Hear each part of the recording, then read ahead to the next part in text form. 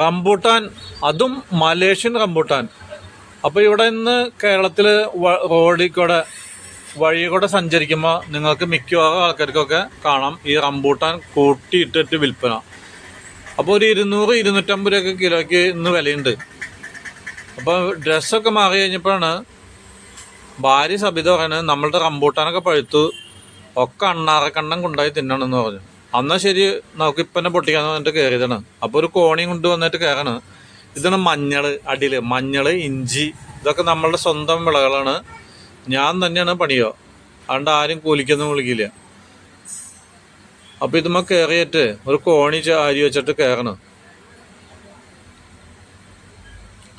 അപ്പം നമുക്ക് ഇതൊക്കെ ഇതിൻ്റെ തൈക്കളൊക്കെ ഒരു 250 രൂപ, 150 രൂപയും തൈ കിട്ടും. ഒരു 250 രൂപയ്ക്ക് ഒരു തൈ മേടിക്കുക. ഒരു 2 അടി വട്ടത്തിൽ ഒരു കുഴി കുത്തുക, 1 അടി താഴ്ച അല്ലെങ്കിൽ 1.5 അടി താഴ്ചയിൽ. അതിനുശേഷം അതിൽ കുറച്ച് ചപ്പ്, ചവറ്, പിന്നെ ആട്ടുംകാട്ടോ അല്ലെങ്കിൽ ചാണകം ഏത് കിട്ടിയതെങ്കിൽ അത് വാങ്ങിച്ചിടുക. ചാണകമൊക്കെ ഒരു 240 രൂപ തന്നെ ഒരു ചാക്ക് കിട്ടും. അപ്പോൾ ഒരു അര ചാക്ക് ഇതിനിടുക, 2 എണ്ണെങ്കിൽ അര ചാക്ക് വീതം. അപ്പോൾ ഒരു 125 രൂപ. തൈക്ക് ഒരു 200 രൂപയുടെ തൈ മേടിച്ചാൽ ഒരു വിധം വലിപ്പമുള്ളത്. അപ്പോൾ ഇതിട്ടാണ് മൂടി കഴിഞ്ഞിട്ടുണ്ടെങ്കിൽ തൈ വെച്ച് കഴിഞ്ഞാലേ അടുത്ത വർഷം ഇതുപോലെ കായുണ്ടാവും.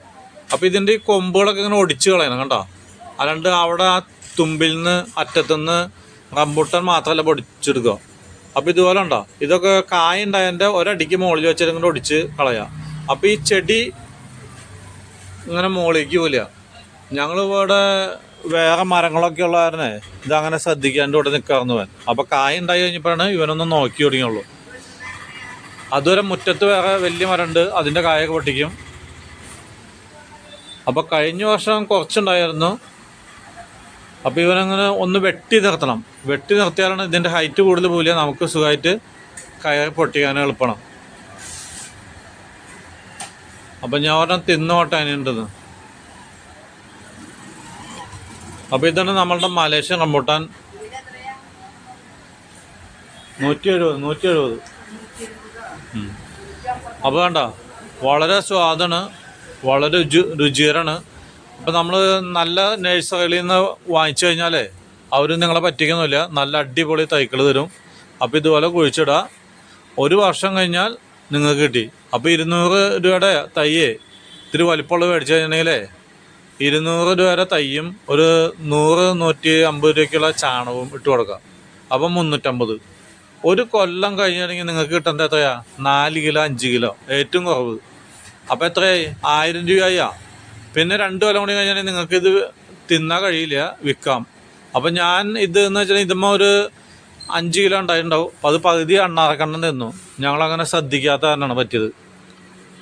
വേറെ മരങ്ങളൊക്കെ ഉണ്ട്, അതിൻ്റെയൊക്കെ ഈ മഴ കാലാവസ്ഥ ശരിയല്ലാത്ത കാരണം ഒക്കെ അങ്ങോട്ട് കൊഴിഞ്ഞു വീണു. ഇതിന് കണ്ടോ. അപ്പോൾ കുറച്ച് പഴുത്ത് തുടങ്ങി ഞാൻ കുറച്ച് കൊണ്ടായിട്ട് വീട്ടിൽ വെക്കുകയാണ്, അവിടെ ഇരുന്ന് പഴുക്കട്ടവൻ.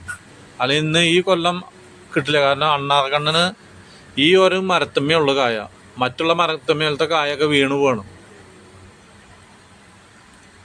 അപ്പോൾ ഇതാണ് സാധനം, കണ്ടില്ലേ? അണ്ണാൻ തിന്നേൻ്റെയാണ്, കണ്ടോ? തൊലി മാത്രമായിട്ട് വെച്ചേക്കണം. അവനിത് പഴുക്കുമ്പോഴേക്ക് അറിയാം ഇത് സംഗതി റെഡിയായി എന്നുള്ളത്. അപ്പോൾ ഇനിയിപ്പോൾ അണ്ണാറക്കണ്ണം വന്നു കഴിഞ്ഞാൽ ഒരു വട്ടം ചുറ്റി അങ്ങോട്ട് പോട്ടെ. അണ്ണാറക്കണ്ണന് തന്നാലായതെന്ന് വെച്ചിട്ടുണ്ടെങ്കിൽ അവനെ കൊണ്ട് പറ്റുന്നതൊക്കെ അവൻ തിന്നു. അപ്പോൾ ഈ കോണി എടുത്തിട്ട് കൊണ്ടായി വയ്ക്കട്ടെ. അപ്പോൾ നിങ്ങളെല്ലാവരും ഇതുപോലെ തന്നെ റംബൂട്ടാൻ നട്ടു വളർത്തിക്കുക, വളരെ ലാഭമാണ്. ഈ വഴിയിൽ നിന്ന് 200 രൂപ അല്ലെങ്കിൽ 250 രൂപ എന്ന് വെച്ചിട്ടുണ്ടെങ്കിലേ വാങ്ങുന്നവന് ബുദ്ധിമുട്ടാണ്. കാശ് ഇത്രയും കൊടുക്കണം എന്ന് പറഞ്ഞിട്ട് പേടിച്ചിട്ട് നമ്മൾ അത്രയും ചിലവാക്കണമെന്ന് വിചാരിച്ചിട്ട് വാങ്ങിക്കില്ല. അപ്പോൾ ഇതുപോലെ ഒരു തൈ വാങ്ങിച്ചുകൊണ്ടായിട്ട് വേഗം തന്നെ ഒന്ന് നട്ടോ. ഇനി നിങ്ങൾ ഈ പൂമ്പളെ ഈ യൂട്യൂബിൽ അടിച്ചു വാങ്ങിയാൽ മതി എവിടെയാണ് നല്ല ഫാമെന്ന്. അപ്പോൾ നിങ്ങളുടെ അടുത്ത് തന്നെ ഇഷ്ടം പോലെ ഫാമുകളുണ്ട്, അവിടെ നിന്ന് വാങ്ങിച്ചിട്ട് നടുക. അപ്പോൾ എന്നെപ്പോലെയുള്ളവർ ഇങ്ങനെ തിന്നത് കണ്ടിട്ട് കൊതിച്ചവിടെ ഇരിക്കണ്ട. Okay, bye bye.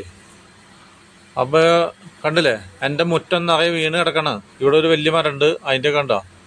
അപ്പോൾ കാലാവസ്ഥ വ്യതിയാനം കാരണം ഇവനും അത് നമ്മളെ ചതിച്ചു. എന്നാലും ഒരു മരത്തമ്മ ഇഷ്ടംപോലെ ഉണ്ടായിട്ടുണ്ട്, മതി അത് ഞങ്ങൾക്ക്. നമ്മളുടെ കൊതി അടക്കാനായിട്ടുള്ള സാധനം.